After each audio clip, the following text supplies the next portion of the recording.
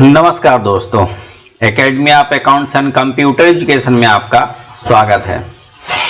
दोस्तों, एंट्री के सफर को आगे बढ़ाते हैं और आज बात करेंगे उधार के लेन देन की। तो आज एक नया उदाहरण देखेंगे और अपने प्रैक्टिस को और मजबूत करेंगे। तो शुरू करते हैं। आज जो एक एग्जाम्पल लेंगे वो परचेज विद जीएसटी लेंगे, यानी कि एक परचेज का ही एग्जाम्पल होगा जिसमें जीएसटी इंक्लूड होगा और देखेंगे कि इसकी एंट्री हम किस प्रकार से करेंगे। तो देखते हैं। एग्जाम्पल है, लेमन ट्रेडर से 1,25,000 रुपए का माल खरीदा जिसमें 5% अतिरिक्त देय था। यानी कि 1,25,000 रुपए का माल था जिसमें 5% अलग से और हमारा जीएसटी का टैक्स था। अब इसको देखते हैं कि इसको किस तरीके से हम एकेडमी रूल्स के अनुसार इसको हल करेंगे। तो शुरू करते हैं।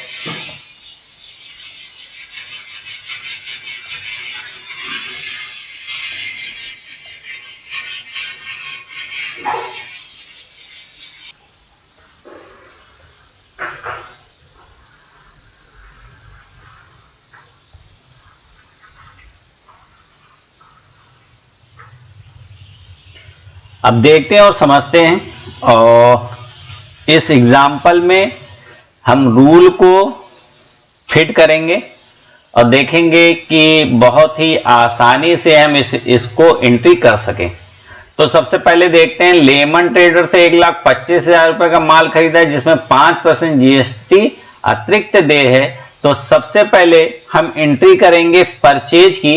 तो सबसे पहले जब अगर हम परचेज करते हैं तो परचेज करने पर क्या होगा, फंड आउट होगा।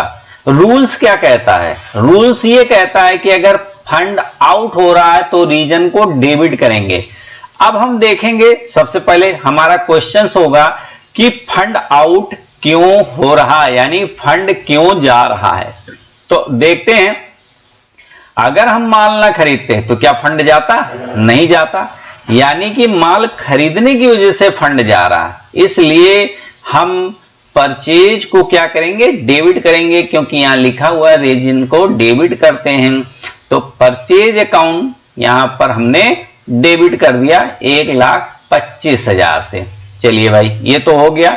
यहां पर हमें पता चलता है कि फंड आउट होता है, फंड आउट होता है तो रीजन को डेबिट करते हैं, हमने डेबिट कर दिया।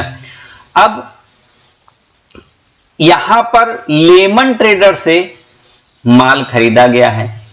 तो जब लेमन ट्रेडर से खरीदा गया है तो अब ये हम देखेंगे, तो जो माल खरीदा गया लेमन ट्रेडर से, अब यहां पर हम आएंगे तो देखेंगे कि जो ट्रांजैक्शन है उधार है या नगद है। तो हम देखते हैं उधार है।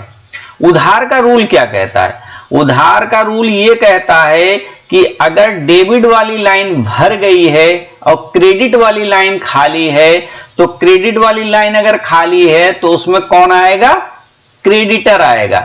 और अगर डेबिट वाली लाइन खाली है तो कौन आएगा, डेटर आएगा।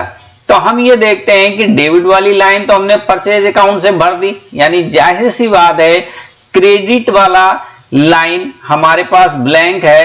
तो यहां पर क्या होगा, अब हम ये देखेंगे जिससे माल खरीदने, क्रेडिटर मतलब लेनदार, लेनदार यानी जो हमसे फंड लेगा। तो लेगा कौन, जाहिर बात है जिससे हमने माल खरीदा होगा वही हमसे पैसा लेगा।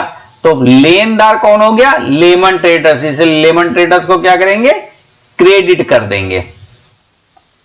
अब लेमन ट्रेडर्स क्रेडिट हो गया। अब यहां पर चूंकि लेमन ट्रेडर्स 1,31,250 है, क्यों है इसको आगे बताते हैं। अब दूसरा क्या कहता, 5% जीएसटी इसमें एक्स्ट्रा है। अब देखिए जीएसटी, जाहिर बात है जब लेमन ट्रेडर्स यानी कि जो माल की बेसिक वैल्यू कितनी थी, 1,25,000 रुपए, लेकिन वो क्या करता है कि 5% हमसे जीएसटी और ले लेता है अमाउंट। तो जाहिर सी बात है जब जीएसटी हम देंगे तो फंड आएगा कि जाएगा, तो जाहिर सी बात है फंड जाएगा। यानी फंड जाएगा, फंड आउट होगा तो रीजन को हम डेबिट करेंगे।